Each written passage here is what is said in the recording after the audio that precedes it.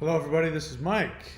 Today I want to ask you some questions about getting your borderline partner into therapy and discussing the likelihood of being able to salvage a relationship with your borderline partner. We'll also be talking about my thoughts about the differences and similarities between borderline personality disorder and narcissistic personality disorder, and why borderlines seem to have more success in therapy than NPDs. So before we go any further, this channel is devoted to non-borderlines who have been in or are currently in romantic relationships with somebody who has toxic borderline personality disorder. You know, I use the word toxic because for a while I was saying, as somebody who's in therapy, in treatment. But just because somebody's in treatment doesn't mean that, it's going to end up translating to them being able to, have any real awareness or have any, have the ability to have a loving, constructive relationship. So I use the word toxic because, you wouldn't be on this channel if you were in pain. Listen, everything in your relationship is great and you're borderline and there's no problems and you're able to have a relationship, then this channel's not for you. If you're a partner of a borderline and you love your relationship and everything is going great, then this channel is not for you. This channel is for people who have or are currently suffering and are in a lot of pain. My job is to share with you what has worked for me. I have achieved a level of recovery and I maintain that level of recovery from that relationship. That relationship with that borderline was the most concentrated, toxic, horrific relationship experience of my life. And during and after that relationship, I wasn't just hurt and upset. I was damaged, in a really, really negative way. So much so that I thought I was going to cause myself, or not like physically cause myself. I thought I was going to end up getting some kind of horrific illness over it.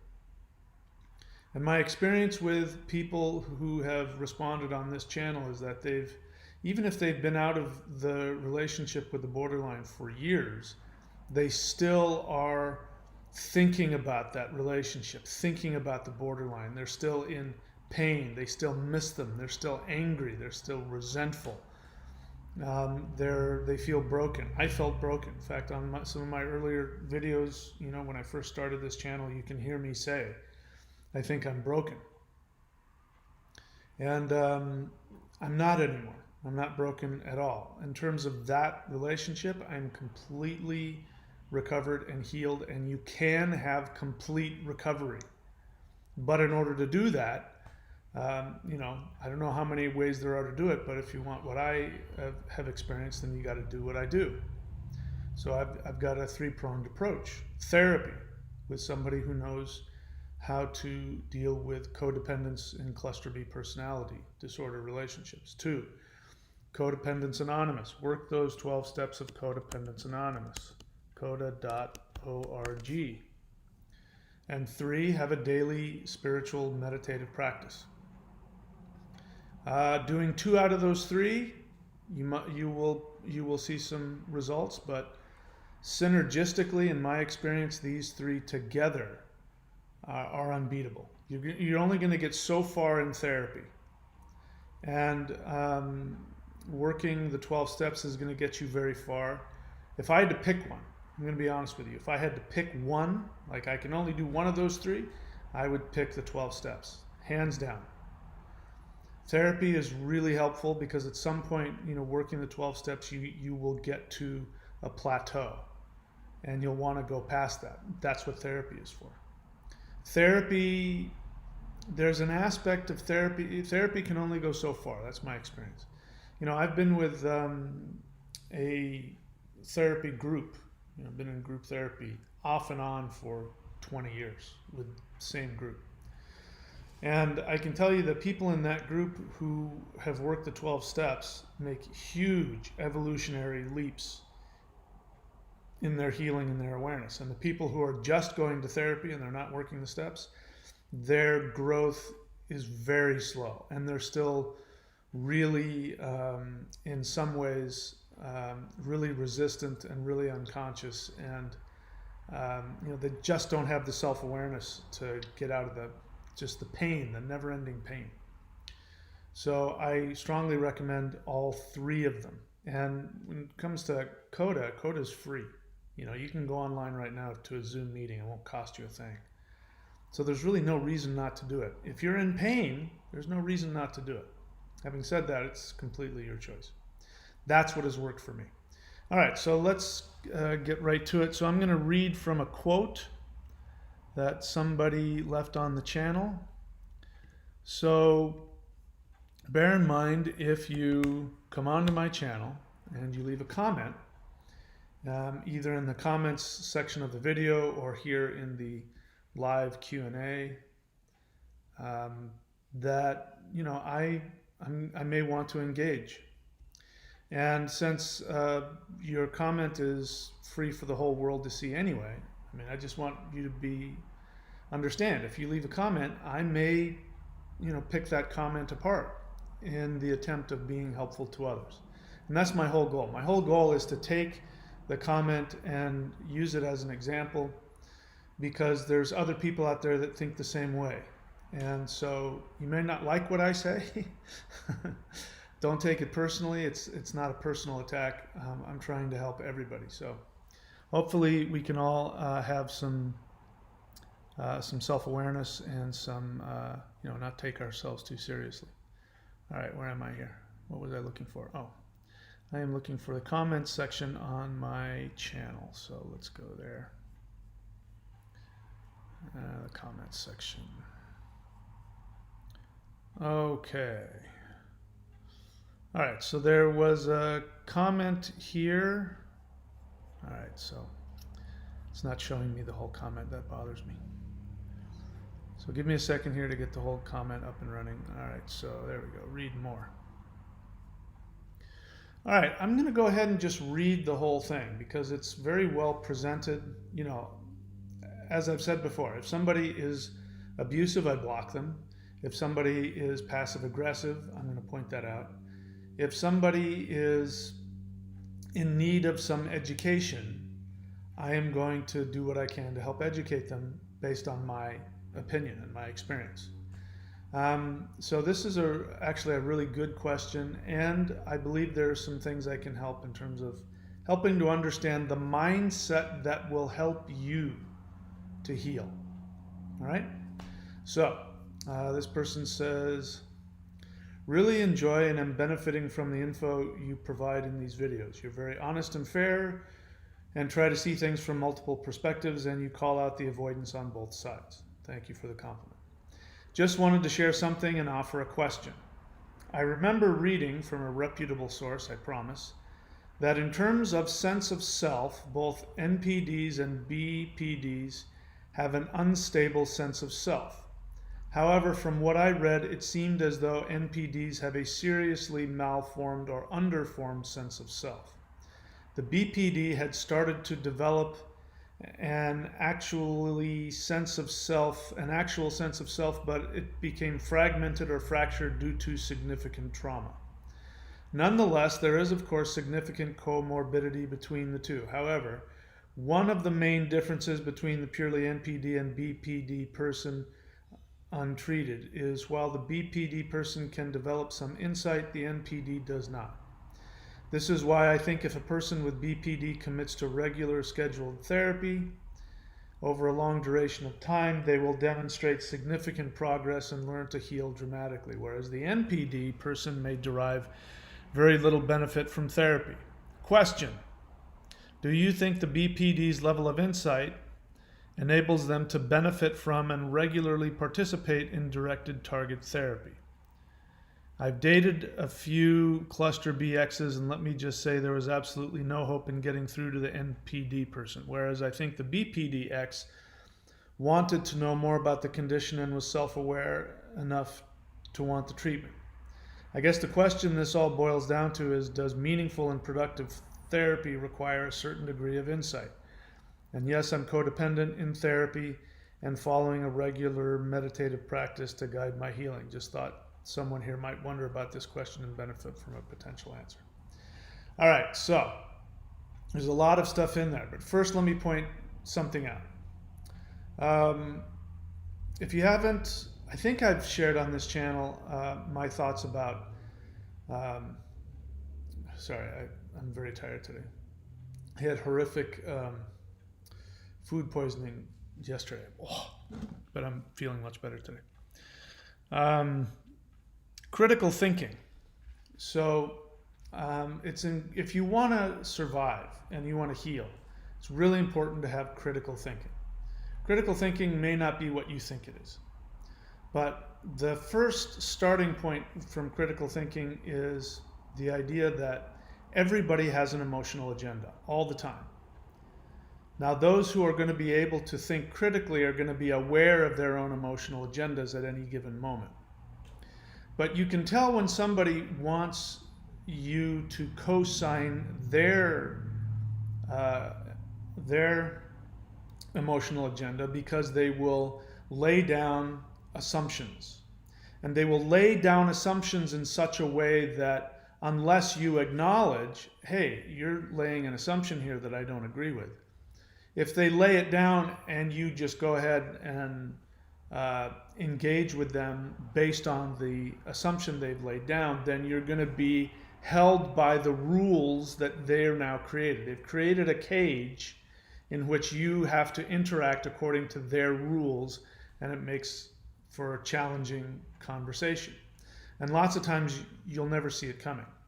So this is very common with people who have emotional issues. This is very common with borderlines, NPDs, little kids, anybody, who's, religious people, politics. It's very hard to have a conversation with somebody who has a strong emotional agenda because they shove an assumption down your throat and then you're forced to react to that. Remember the Iraq War? Well, you couldn't be against the invasion of Iraq because if you did, then you were anti-military. Are you anti-military? Do you not support the troops? You're forced into that. Well, of course I support the troops. Well, then you support what they're doing, right? You're not going to criticize them for defending our country. I mean, the assumption is that invading Iraq was good for the country. I'm not trying to get into that discussion, but so somebody have to stop and say, hang on, let's look at the assumption you're giving.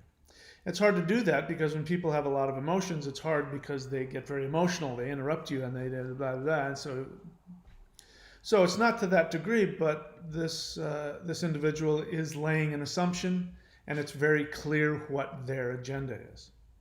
What this person wants to know is, will I be able to get a borderline in therapy so that I can have a relationship with them? That's really the question here. So before I get into that, let me address my thoughts. Bear in mind, I am not a mental health professional, and so you're free to take what I say with a grain of salt here. This is based on my observation, on my communication with people, my research. And by the way, there isn't just one opinion about any of this. There isn't just one opinion. This person is giving an opinion which I don't think I agree with because the opinion has an assumption. So let me see. So he says that from one reputable source, he says that in terms of both NPDs and BPDs, they have an unstable sense of self. I would go so far as to say that they not only have an unstable sense of self, they have no sense of self. That to me is what's most important. Again, my understanding of all of this is what is going to result in the practical ability to recover and separate and have a decent life for the non-BPD. I'm okay if things that I say might be extreme. I'm okay with that because it's really important to have that understanding. So if you haven't watched already, watch my videos about there are no hope. There's no hope. Watch my video about how the BPD will discard you. It's not a question of if, but when.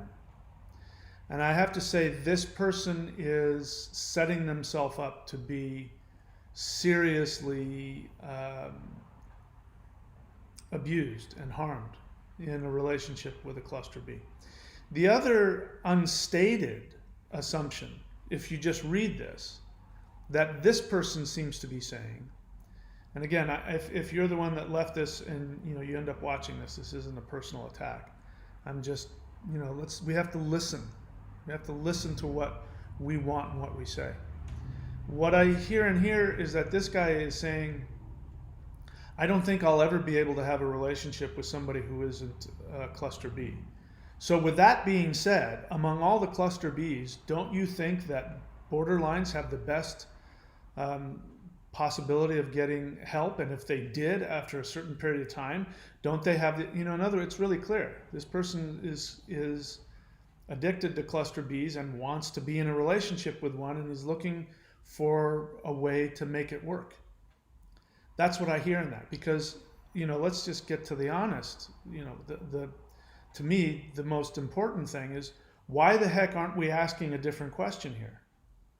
Why isn't the question, having to do with finding a partner that is capable of being there for you? And cluster Bs are incapable. And, even if I take what you say as true, which I think you're painting a little too rosy of a picture here. But even if I take what you're saying is true, my first thought is, well, why go through all that trouble to try and get your borderline into therapy? Why go to all that trouble? Just date somebody who's not cluster B. Well, that would mean that you have to heal your own codependence. And you admit that you're codependent and you're in therapy. You didn't say for how long you're in therapy. But you also very noticeably left out that you're working the 12 steps. So that would be my first suggestion to you is, who gives a crap? Who cares whether or not borderlines can benefit from therapy? The only reason that you should ask that question is if you're a borderline or if you want to be in a relationship with a borderline. And why would you want that? Because there are no shortage of people out there who are capable of being in a relationship. They may have their own problems. Nobody's perfect, and there's no shortage of messed up people out there. But in terms of the most damaging aspect of the relationship with a borderline, of them luring you into the most intimate emotional connection possible and then flipping on you and devaluing you, you're not going to have that, even if they got all kinds of other problems. Not saying it won't be challenging or painful, but at least you won't have that. And that is the part that is most destructive. That's the part that makes you feel like you're going insane. And the only reason a person would be even attracted to a cluster B person is they have major unresolved codependent issues from childhood. Because what you're looking for with any cluster B, what you're looking for is somebody who is completely unavailable. And if you think about it, it depends. I mean, I've had both, so I know the difference. I've had real relationships and I've had, the borderline. And looking back, hindsight is 20/20, obviously. I look back in hindsight, there was nothing happening. There was no connection with that borderline. It was all illusion. It was all projection and transference on both sides. It's most notable with the borderline because the moment that you don't meet their, projected fantasy, the moment that that happens, they discard you and devalue you as though you never existed.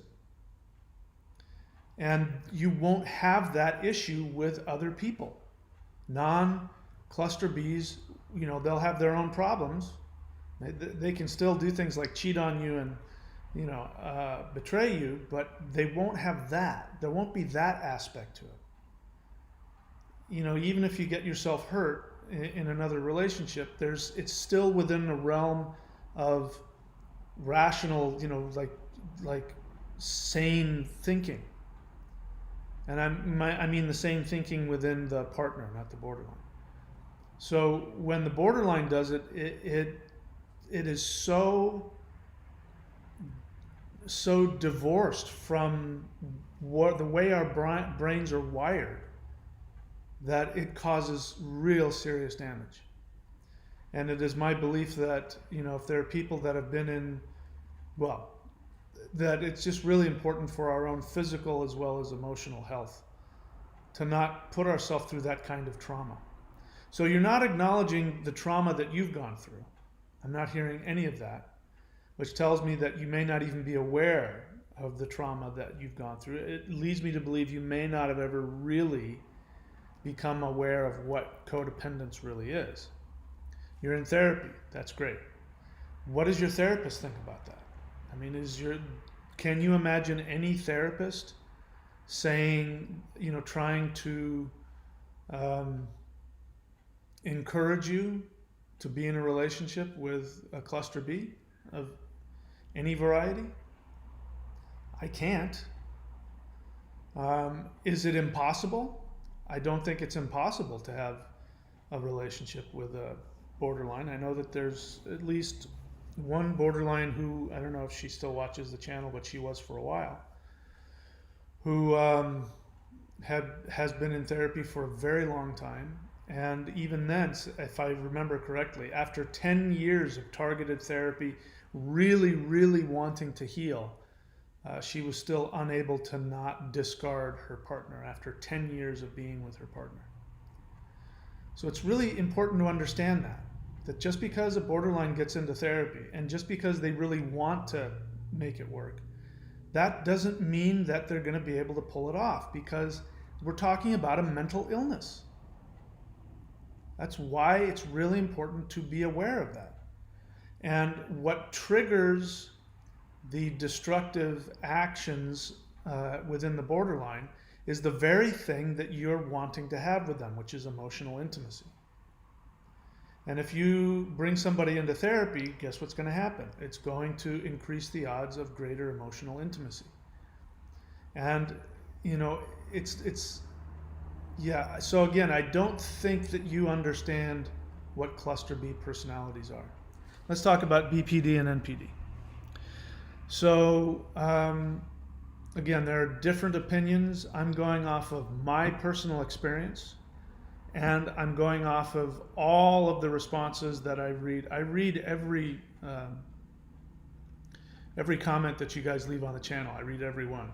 And whenever you share your experience, I read all of them. Based on that, I haven't seen one person yet, as of yet.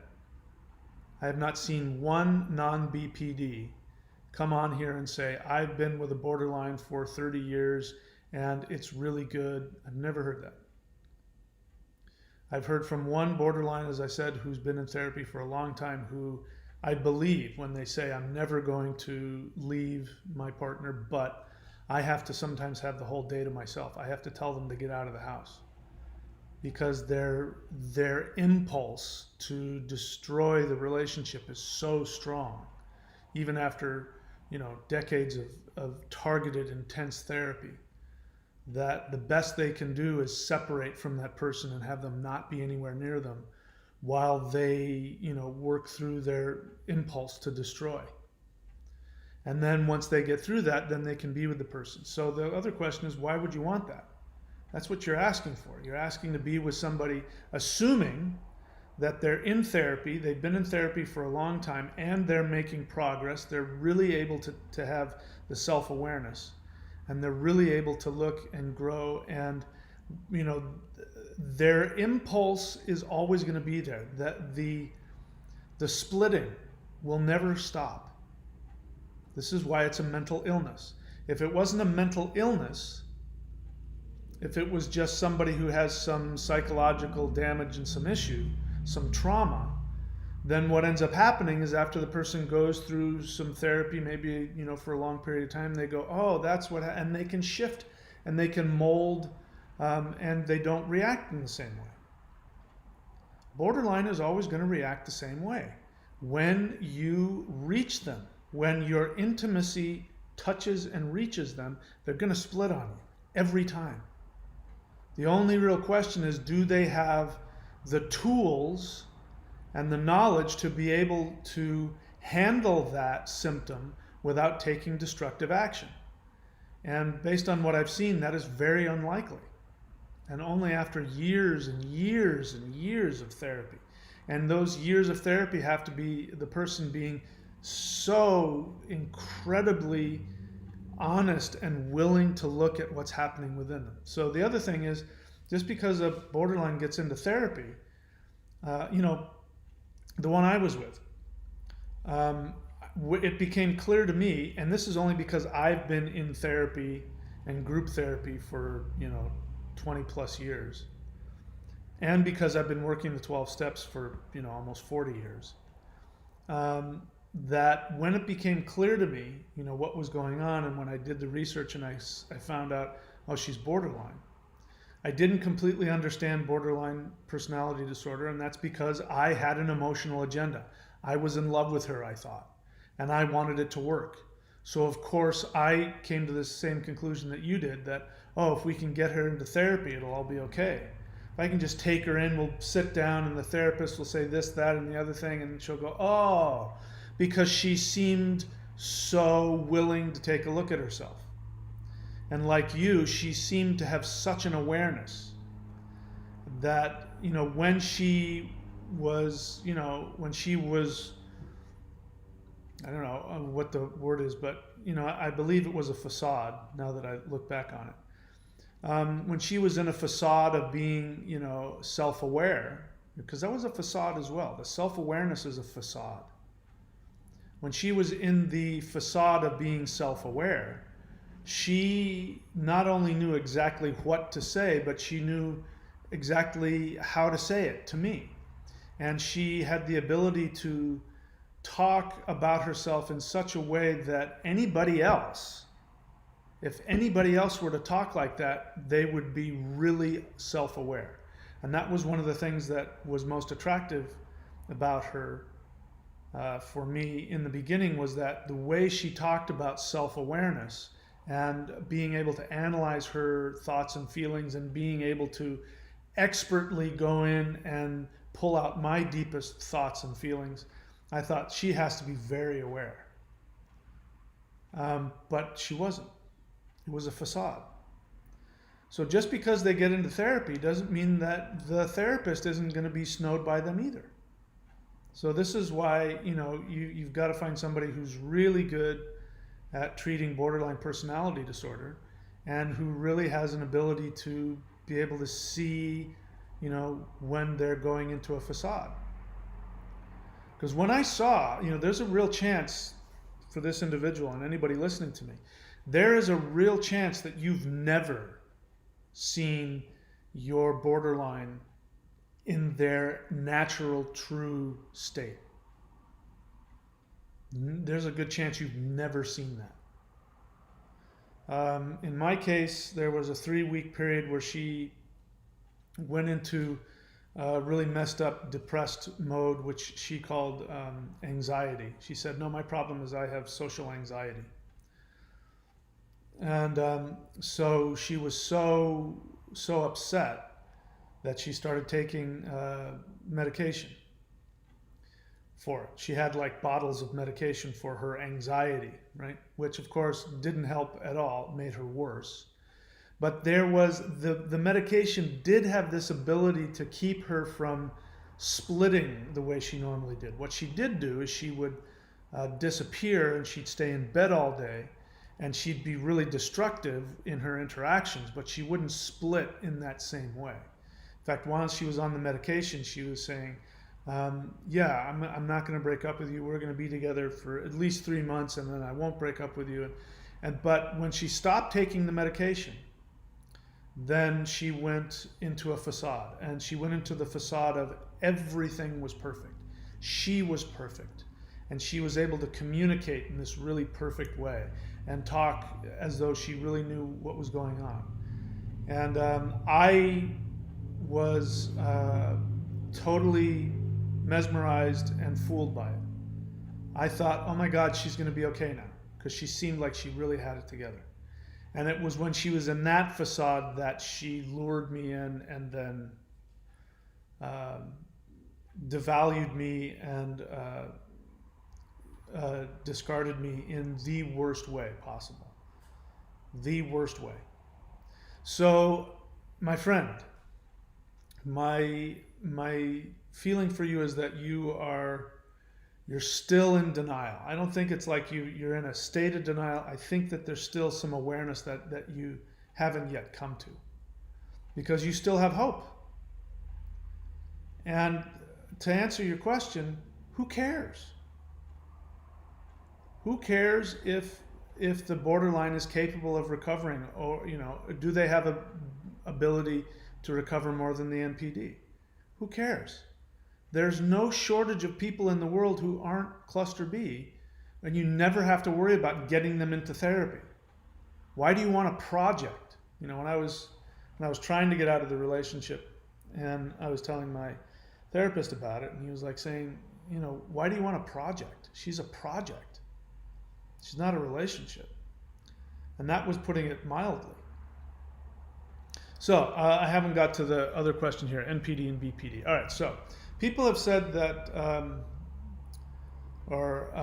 experts, some experts have said that borderline personality disorder, another way to look at it would be vulnerable narcissism.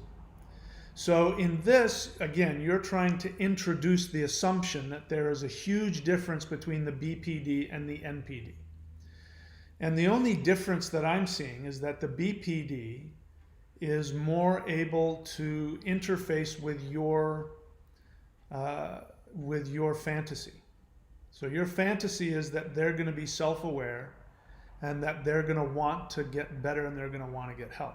I have seen and read that that is a possibility, so I'm not discounting that.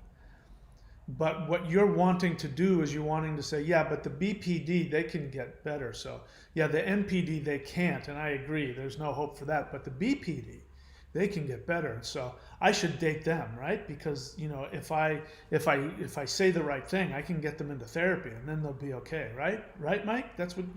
Don't you agree with that? I heard this expert over here said it. So you're triangulating with some expert. That guy over here said this, and so based on that, here's what I think. And you even say at one point, you say, first you say a reputable source says, and then you say, from what I read, it seemed, and then at one point you say, this is why I think if a person with Bpd commits to regularly scheduled therapy over a long duration of time, they will demonstrate significant progress and learn to heal dramatically. So that's your assumption. And again, it's a very clear emotional agenda. What you're not saying here is, here's how you should say this, because what you really want to say is, this is why I think if a person with Bpd commits to regular scheduled therapy over a long duration of time, they will demonstrate significant progress and learn how to love me. That's what you want. So I need you to be honest about that.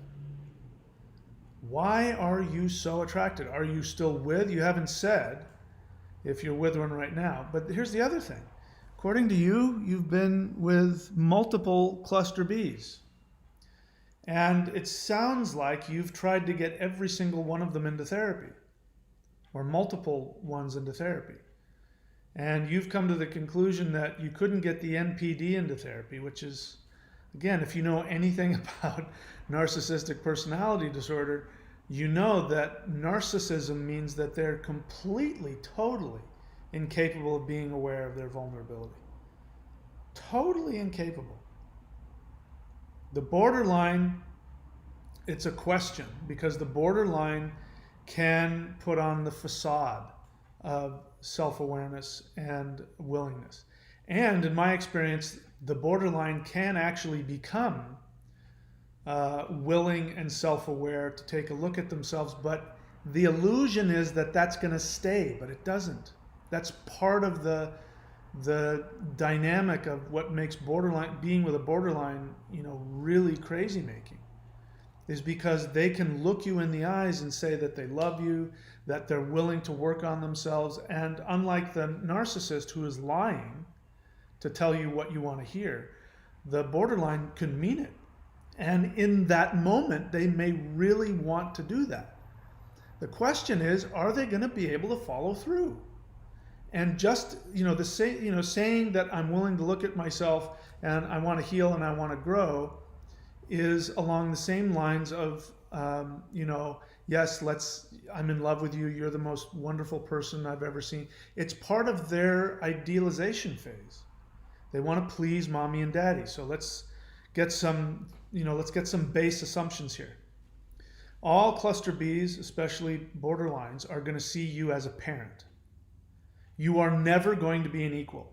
That's why they're not going to be capable of loving you equally. They're not going to be able to make you feel like an equal partner. They're going to give to you, but it's always going to be from the perspective of the infant seeking to get mommy and daddy's love. So, according to my therapist, there's evidence out there that babies at day 5, infants that are only 5 days old have already show the ability to manipulate the parent, and they look for what to do to get the parent's response that they want. Now, there's nothing wrong with that. That's what infants need to do to survive. But it's not true empathy. An infant is not capable of true empathy. In fact, an infant is not capable of empathy at all.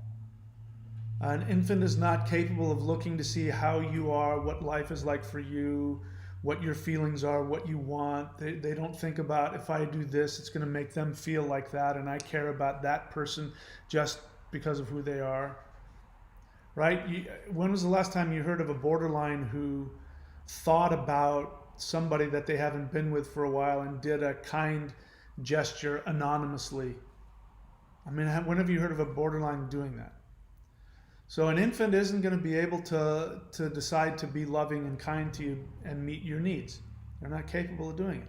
They are perfectly capable of interacting with you, of honestly loving you, of honestly having strong feelings of desire and connection, and they may really want more than anything else in the world to make you happy so that you will love them. That's not the same as a relationship. So we have to start with that assumption as well. That's the best you're going to get. And that's when they're not splitting on you. And again, one who's been in therapy for a long time, they're going to have the same internal experience of you. They will just have an awareness that I can't act like this and I can't act like that. And I need to make sure that I do this and I do that. And that is an act of love. That is true. But it's going to be a lot of work. The borderline, as I said, has been called vulnerable narcissism. So the difference between, as I understand, between Bpd and the Npd is that the narcissistic personality is not a vulnerable narcissist. They have much more sophisticated defense mechanisms. And in my experience, they're not nearly as sophisticated in terms of their ability to manipulate. What I mean by that is that the borderline, because they have this vulnerable aspect to their narcissism, it means that they can have an experience of really wanting to be close to you and really wanting to love you and really wanting to be a good partner. But again, it's coming from the mindset of an infant. So it's still narcissism. And the moment that you don't meet that expectation, they're going to flip on you, and they will change, and whatever love they had will go flying out the window. The narcissist has shut down and has more walls, but you have to understand, underneath those walls, they're the same as the borderline. So you've written down that, again, you're introducing the assumption that borderlines have a more stable sense of self, and I disagree. And one of the things that backs up what I'm thinking about this is because the majority of borderlines are female, and the majority of narcissists are male. Now, being a male, I know what happens to the brain when it's filled with testosterone. It tends to, men tend to look at things in terms of warfare, competition and warfare. So if you take the core essence of Bpd and Npd and you put it into a body that has testosterone in it, you're going to find somebody who's more aggressive, who's more closed down, and they're going to be more interested in conquering you. Npd, if what we're saying is true, is that the majority of them are female, it means that they're being driven by feminine hormones, which are more about connecting and loving and nurturing. So their way of manipulating you and interacting with you is going to be coming from that perspective, which is a survival technique for, if we're talking cavemen, which you don't realize right now is I'm thinking in terms of cavemen. We go back to caveman times. The male's response is to stand there with spears and rocks and fight against, the threat of neighboring tribes. The feminine is to go and seek to create a connection and to create some kind of peaceful resolution. So when it comes to codependents, for example, and borderlines are codependent, so are NPDs. They are also codependent. And when it comes to codependence, there's fight or flight and tend or befriend. Have you ever heard of that before? Fight or flight or tend or befriend. These are actions that come from somebody who's coming from a very traumatized place of fear and survival. And what my experience has been is that both borderlines and codependents are in a heightened state of trauma survival mode. They just live their whole life like that. And so tend and befriend isn't coming from a place of, it's deceiving because the label tend and befriend makes it sound like they're nice people. But they're not. They're just trying to survive. They're, like for me, I have a really hard time with ass kissers. I can't stand people pleasers. I can't stand being around them. Because it just, there's a part of me that just knows that they're kissing my ass because they want something from me. They don't really give a crap about me at all. They're just doing, so that's just my personal thing. But that's absolutely the case. And when it comes to fight or flight, you're either going to fight them or you're going to run away. Tend or befriend means that you're going to go take care of their needs and make friends with them. You're going to kiss their ass so they won't hurt you.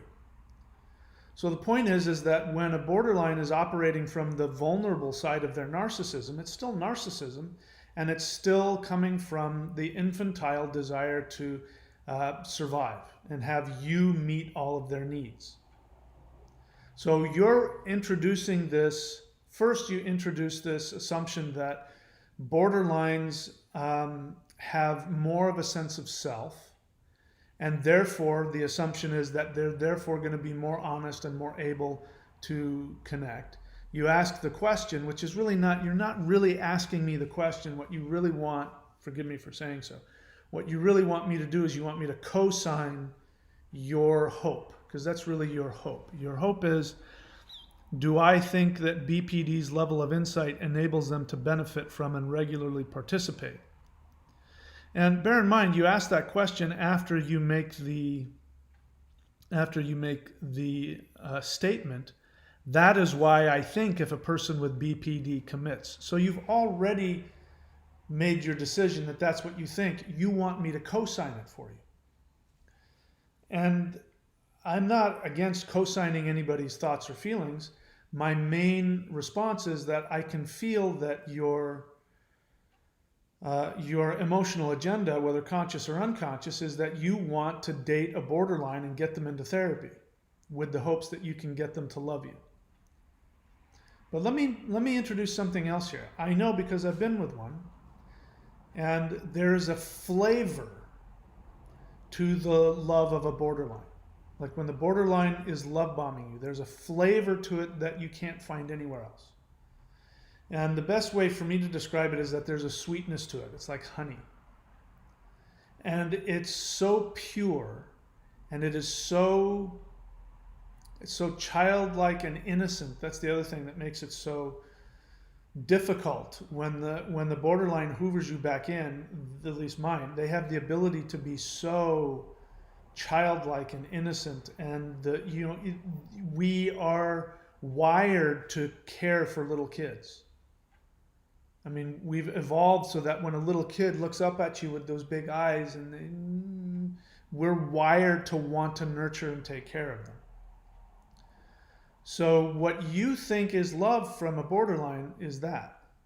And I know it's really, when they are loving you in that way, there's a beauty about it that you're not going to be able to find anywhere. There's a reason why people try and, straddle the line where they try and date borderlines without getting connected, and try and, get what they can and use them. Because when they're in that state, there's nothing like it. But it's not love. I know the borderlines are upset. I know that it feels like love, but when I use the word love, love means being able to love the other person unconditionally and proactively. So as I've said before, and I said this to my borderline ex, I said that love is not a feeling, love is an action. And she looked at me like, what? Because for her, love was a feeling. She couldn't, if she didn't feel love for you, there was no action associated with it. I said, yeah, love is an action. And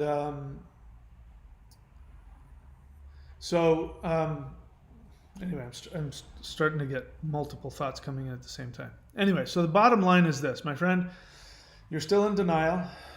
I'm glad that you're in therapy. I'm glad that you're aware that you're a codependent, but you're still in denial. You are still actively, because look at how large the comment is. It's huge. The longer the comment, the more somebody's, trying to convince me of their thought process, and wanting me to co-sign their thing. Usually, you're trying so hard to figure it out, how you can get that borderline to love you. And so, what I would recommend is I would start going to Coda. Because if that's the thing that's missing, it's huge. It's huge in there.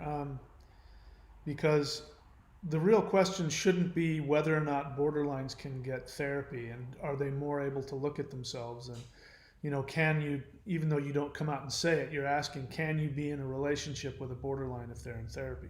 That shouldn't be your question. Your question should be, why have I sought out people who are completely emotionally unavailable? What was going on in my childhood? What am I trying to accomplish there? And why am I afraid of being with somebody who will be there and love me? Because that's a much better question. The real question is, what can you do to not even want to be with a cluster B? I mean, the whole idea of being with a cluster B and trying to get them into therapy, that's a lot of work. All right, so I hope that didn't hurt anybody's feelings. I don't know if there's any questions. It looks like it is. So bear in mind, I prefer this to be a question and answer, which means that if you have a question, I will answer it.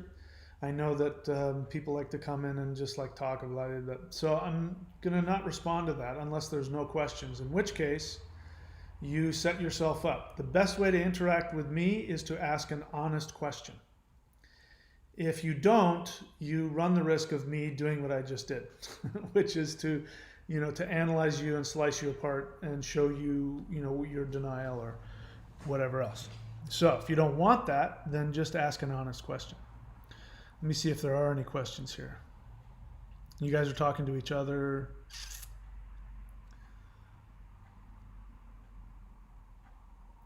So I don't see a question here. I may, okay. So, and if you do have a question, I need you to write the word question in all caps, and then you can write in normal script. Why? Because otherwise I won't see it. And I want to see your questions. I'm more interested in your questions than anything else. But let's see here. So if you're also going to write a question, please write a full sentence with verbs and objects, because just writing, anyway, this might be a language thing here. How do you know, Mike, a BPD treatment give them a normal relationship? Who said that? It's what I'm trying to say. I've never said that. If you listen to what I'm saying that just because they get into treatment doesn't mean they're, number one, they're not going to be a normal relationship. It's not. There is a chance if they've been in therapy for, I'm just going to throw out a number, at least 10 years.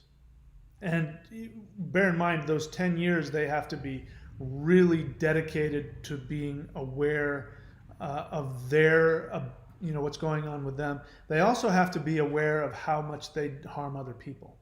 And this is the biggest thing. This is where the narcissism comes in.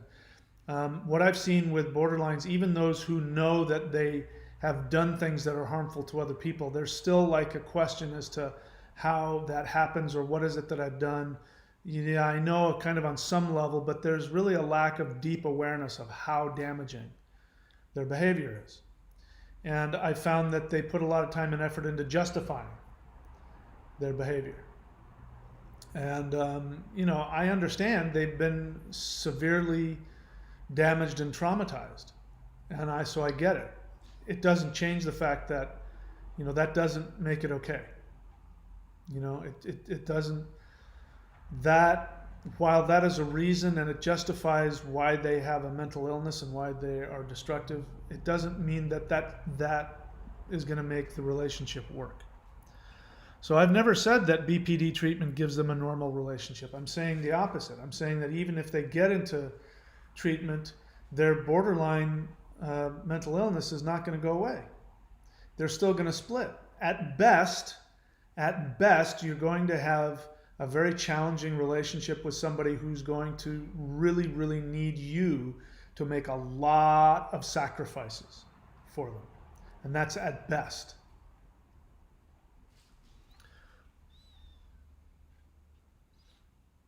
All right, so yeah, I don't know why you're asking that, because I never said that. Mikhail Griglas. Let's see what else. Here's a question.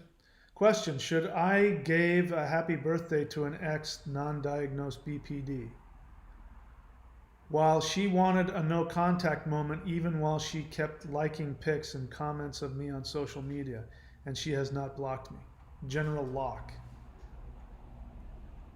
Should you? I don't know about should. Why would you?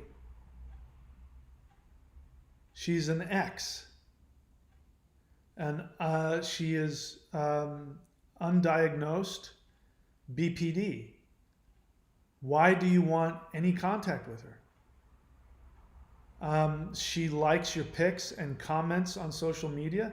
So what difference does it make if she likes you or doesn't like you? What difference does it make if she's hoovering you back in? I mean, she's a borderline. And according to you, she's not even diagnosed. So she's an untreated, undiagnosed borderline, which is the most dangerous kind. Why are you having any contact with her at all? Who cares if she's blocked you? I mean, you already are giving the thing. On the one hand, you say she wants no contact, but at the same time, she's liking your pics and commenting on social media. So she's playing with you. Why do you want somebody to torture you like that? What is that I suggest? If you are in a relationship, you're not even in the relationship, but if you're in a relationship with a toxic borderline, my only suggestion is to get out. And that is to say to them, in your case, you don't need to. She's already said she wants to block you. So give her what she wants. Block her. Block her on social media, block your phone, block your email, have nothing to do with her, and then get your ass into therapy and into CODA. Stop screwing around. That's like, you know, there's a guillotine and you're like, I think I can get my head underneath it. I think I can pull my head out before the blade comes down and chops my head off. You're playing Russian roulette with yourself. Why would you do that? You know, if you're in a relationship, what I say is to say to the borderline, I love you, but this relationship is harmful for me, so I have to leave. I'm going to go no contact. If they say, you know, they want to have you in their life, then you say, great, I'd love to have you in my life too. Here's what I'd like for you to do. Go to regular therapy twice a week with somebody who specializes in borderline personality disorder. And after a year of no contact, you can have your therapist contact me and I will meet you in the therapist's office and we'll take it from there. And you and I both know that they will never follow through with that. So as much as they say they want to be with you, you know the moment that you're gone, they're going to find somebody else.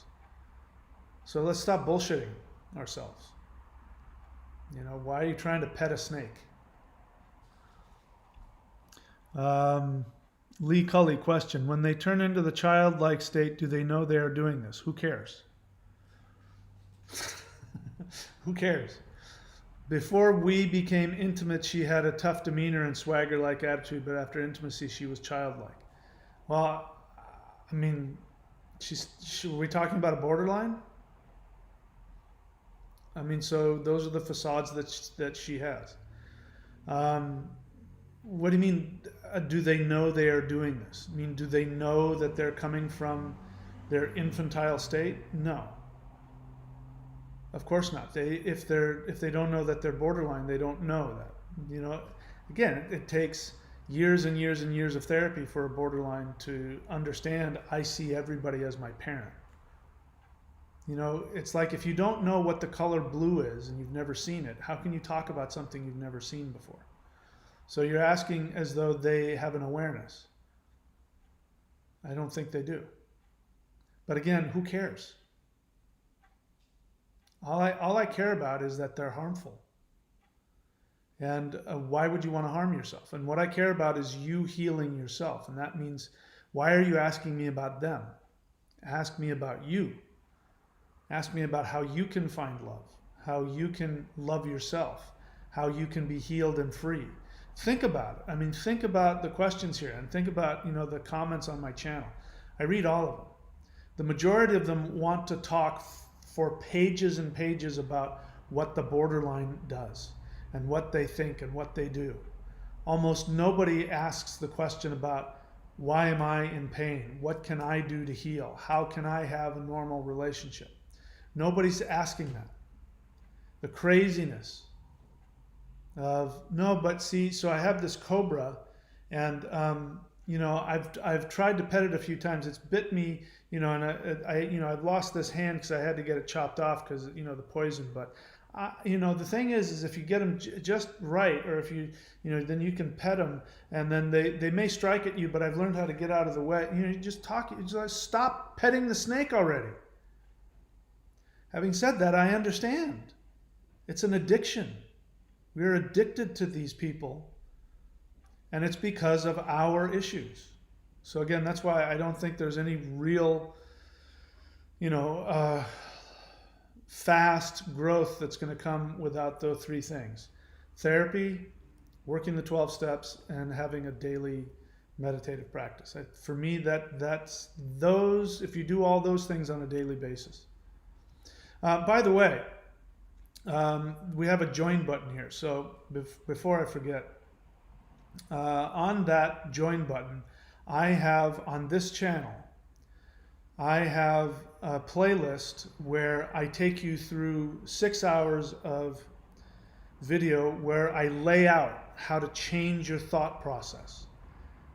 What you need to understand about borderline personality disorder, you, if you're the partner of a borderline. And I take you through the things that you need to understand that, you know, your thinking is flipped. That's part of what happens when you get involved with a borderline. They train you to think completely opposite. And so you have to get your thinking back normal again. And then at the last hour, I think it's the last hour, I take you through meditations, breath meditations, which actually help you to get out of that constant fight or flight, tender befriend mode, which is a state of trauma. To learn how to stop the brain so that the trauma, you know, you can actually be. And then the second breath meditation actually allows you to integrate your thoughts and your feelings. And I guarantee you, if you do that on a daily basis, you will see a huge shift in your self-awareness and, more importantly, your ability to not only do things like go no contact without any pain, but you'll also then be able to be functional and available for real relationships and a real relationship with yourself. So for that, click on the join button and get started. All right, let's see. I think there's... So General Locke, I don't know what to tell you, my friend. Did you hear what I said? There's no hope. Watch my videos on There's No Hope. In fact, on this, I think the second or third video is that there's no hope. You have to understand that the whole lure of being in a relationship with a borderline is the intimacy. That they can instantly become intimately bonded with you, which will make you, as the non-borderline, feel that you found true love. And then what will happen is when you respond and give that love back, every single time they will destroy that connection. It's not a question of if, but when. You don't understand that yet. You're still trying to tell me that you don't understand. Do they, General Locke? I mean, she went 180 degrees after our last date when we were so intimate. I just don't understand. So, I mean, I take it you haven't watched a lot of my videos yet. That's the whole point. And what's crazy making is the level of intimacy makes you think that there's hope. But a better way to look at it, and this is going to be hard for some borderlines to hear, and it's not a nice thing to say, but this is a reality. You have to treat them like succubuses. She is pulling out of you all of that love and intimacy and feeding off of it. Once she's fed off of it, then it stimulates her to then feel the intimacy, which actually for her is horrifically painful. And then she can't help but see you as the enemy.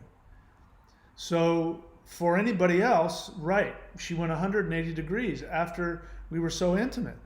For a normal person, that's like, wait a minute, what's going on with you? Are you afraid of intimacy? And they go, yeah, I'm afraid of intimacy. Okay, I'll give it a try. A borderline, that's what they do. That's what they do. They pull you in. They get you to be as loving and as intimate as possible. When they've gotten the deepest love out of you that they can get, it triggers them to destroy the relationship. So this tells me, General Locke, that you don't understand borderline personality disorder. There's no hope. The real question is, why are you chasing after it? Why are you still wanting it? Because you've got some codependence. You need help. Therapy, 12 steps. Again, coda.org. There's no excuse. I have no sympathy for anybody who can't simply type that URL in and get some help. No sympathy for you. You can be in as much pain as you want for as long as you want. You want to not be in pain? You're going to have to go through some detox.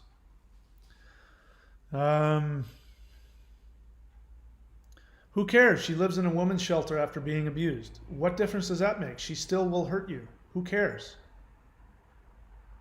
What difference does that make? Good for her. I hope that she, gets what she needs. That has nothing to do with you. What is the main reason we obsess over a BPDX? Again, do me a favor, write the word question, guys, because I might miss it. What is the main reason why we obsess over a BPDX?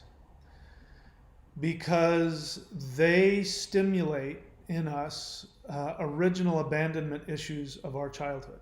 And so what it means is that you still want mommy and daddy to love you, or mommy or daddy to love you. And so when they discard us, what you're obsessing over is that feeling of not being loved. That's why you choose them. You chose them because they're not available, because they ultimately never turn around and love you. My dad was, did that kind of stuff. My dad was an alcoholic, drank himself to death. He was brilliant, by the way. He was a brilliant physicist. He was one of the scientists that was spearheading the whole space race. At one point in time, he had maybe it's still true, but at one point he could say that he had designed more satellites than any one man in the world. His satellites are still in the Smithsonian. Genius. They're still trying to figure out, last I heard, they're still trying to figure out some of his equations. He was an alcoholic, drank himself to death. He was so insecure. Being a little kid, I wanted daddy's approval. And so my dad, after he would have a few drinks, he would start to get real nice with me, and he'd sit me down and he'd ask me questions about school and life, and he'd make me think that he really cared about me. And he'd wait until I had talked about something that I was doing or something I had done. And then he would then flip on it and say, yeah, when I was your age, I had my own radio repair business, and I was doing this and I was doing that, and I was so much more successful than you. And I would walk into it every time. He would hoover me in and then just devalue me every time. And so is it any coincidence that I chased after a borderline who does the exact same thing on an emotional level? So why? That's why. You, mom, dad, somebody in your life, you're still waiting around for somebody who never really was there for you, that you're still wanting them to love you. This is why you need therapy, 12 steps, and a daily meditative practice. I don't obsess over my borderline ex. I don't even think about her. The only reason I think about her is because I do this channel. If I wasn't doing this channel, I would have completely forgotten about her by now. And that's because I did those three things. And when we broke up, I was a mess. The worst, the most toxic state I've ever been in my life. And after 2 months of doing those three things, I'm completely healed. It's been more than 2 months, but back then it was 2 months. And that, of course, has to do with I've been in 12 steps for almost 40 years and therapy for almost 20. So it might take you a little longer than 20 months, but you can completely heal, but you got to do that. That's what this join button is all about. So listen, if you guys want to feel better, there's nothing more I can do. The reason why I put that together is because people were asking me to counsel them. They wanted to pay me to counsel them, and I'm not a licensed mental health professional, so I don't feel comfortable doing that. But I can tell you the understanding that I came to and what you need to know and what you need to do, I believe, in order to not just feel better, but to heal completely.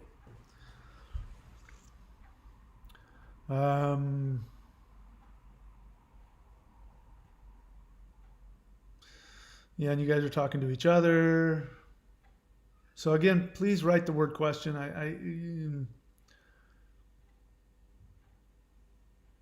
right, let's see here. Satie asks, why do high-functioning BPDs seem so similar to narcissists? Because they're the same. They have the exact same core issue. BPDs are vulnerable narcissists, whereas NPDs are not vulnerable. Same thing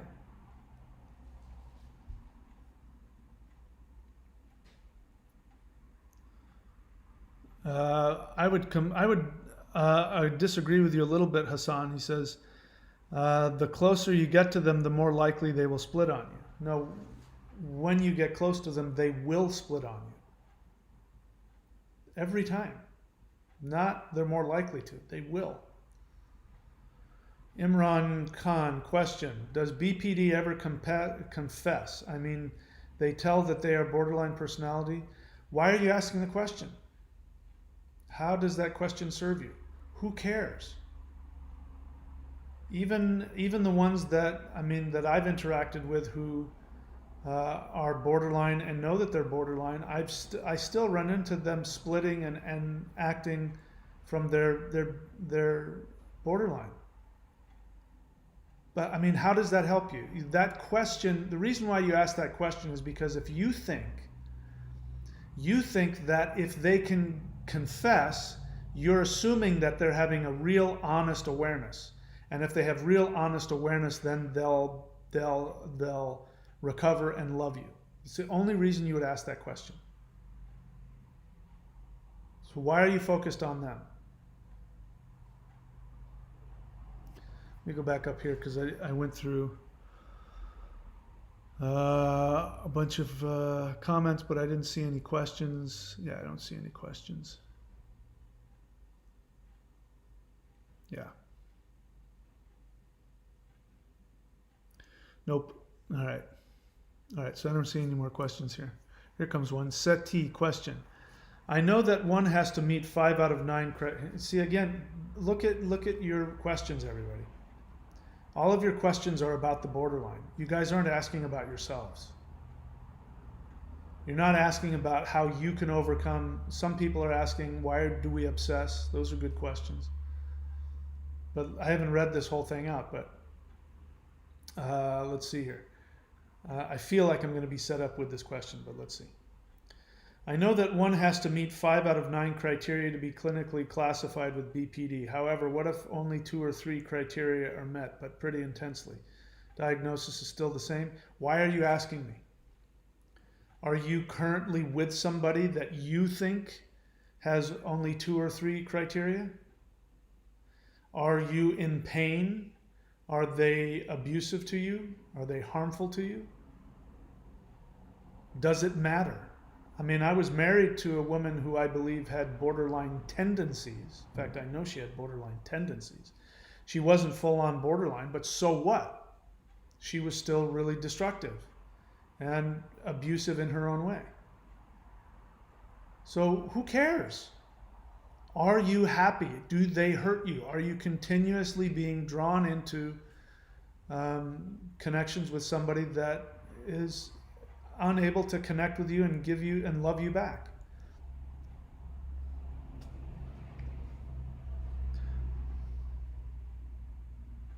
See, Mikhail, question. Could the eyes of a BPD woman reveal BPD? Why do you care? Who cares? I mean, are you wanting, the only reason you're wanting to know that is so that you can think if you look in their eyes, you'll be able to tell if they have BPD or not. The answer to that question is no. You won't.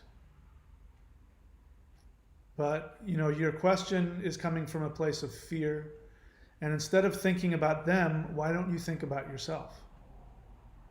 Because here's what you're missing, Mikhail, is that if you are healed, the borderline will not be attracted to you, nor you to her.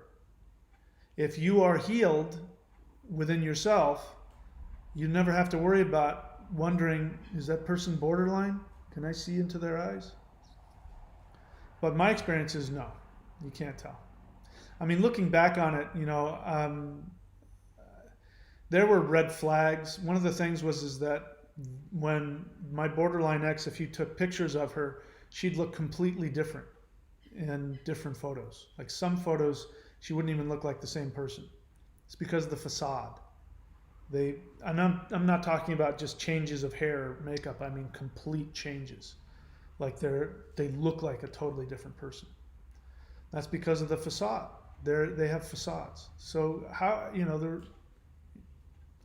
you don't know who you're looking at. As I've said before, there are people who've been with borderlines for years, watching me, who've been with borderlines for years, who who've never seen their borderline in their true state. I believe that I saw my borderline ex in her true state.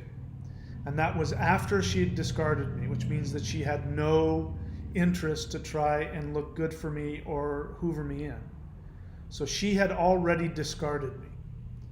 I couldn't understand. I needed closure, which you'll never get. I needed closure. So I called her up. I'm saying not to do this, but this was, I didn't, hindsight is 20/20. I know better now. And I called her up and I said, I need to talk to you. I just need 10 minutes of your time. I need to get some closure. And I showed up, knocked on the door, and she said, come in. And I walked in and she said, what are you doing here? And it was 2 o'clock in the afternoon and she was in bed in her nightgown. She was, still like in that, I could tell, in hindsight, I knew what happened, that she had discarded me and her mom had left town and now she was spiraling down. Her facades were crumbling and she was spiraling down. And so she was doing staying in bed all day and, being depressed. And she looked at me and she said, what the hell are you doing here? And I said, I just got off the phone with you. And she said, oh, I thought you were going to talk to me on the phone. I said, no, I said I was going to come over. You invited me over. She goes, okay, fine. What is it that you want to say? And I looked at her and there was nobody there. There was nobody home. And what I saw was a frightened animal. I could tell there was no recognition about who I was, and that's because she'd already discarded me, which meant that her projection of me had faded. And so the only thing she recognized in me was whatever she was projecting onto me. Since the projection was gone, she didn't even know who I was. And she was incapable of even having any kind of dialogue. And at one point I was saying, well, so you remember it was on Christmas Eve that you said this, and then the next day you said that. She goes, Christmas Eve? I said, yeah. I mean, today's, New Year's, right? So Christmas Eve. And she goes, I can't I don't know anything about time. I can't do this. And she ran off. She was going to do things like, should we take a walk down the street? She was wearing her nightgown. I mean, she just totally, completely disconnected. And it was at that moment that I was looking at her that I saw, this is who you've been with this whole time. This is the real person behind the facade. So if you've been with, even if you've been married to a borderline, there's a good chance you've never truly seen them. So you don't even know who you think you know.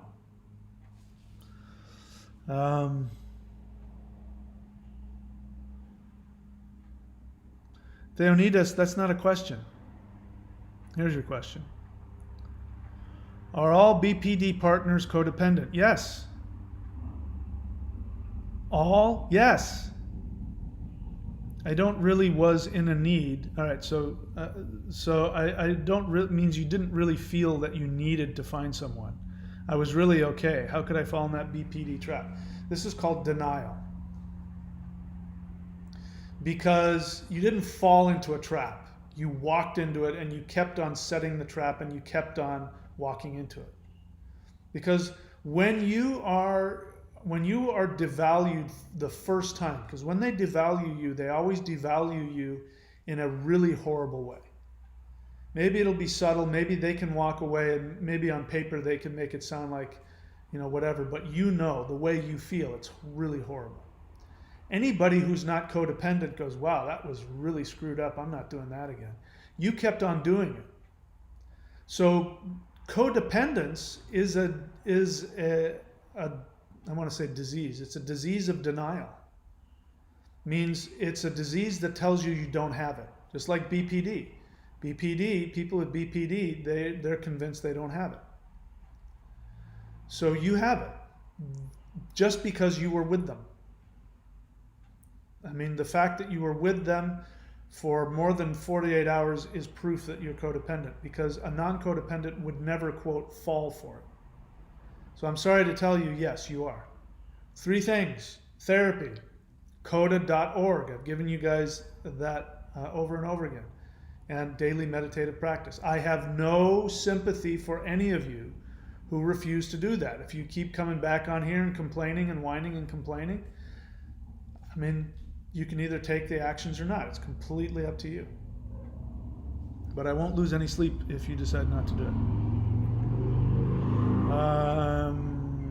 All right, there we go. All right, so I don't see any more questions here. So again, click on the join button and find out about that. 6 hours worth of stuff which will allow you to flip your understanding. Most of you don't have a clear understanding of what borderline personality disorder is, and you don't understand your relationship to them, because to be with a borderline, they will train you. They train you to think a certain way. So go check that out if you want to recover. Hassan Asi, last question here, says, question, what causes them to hoover you again after months?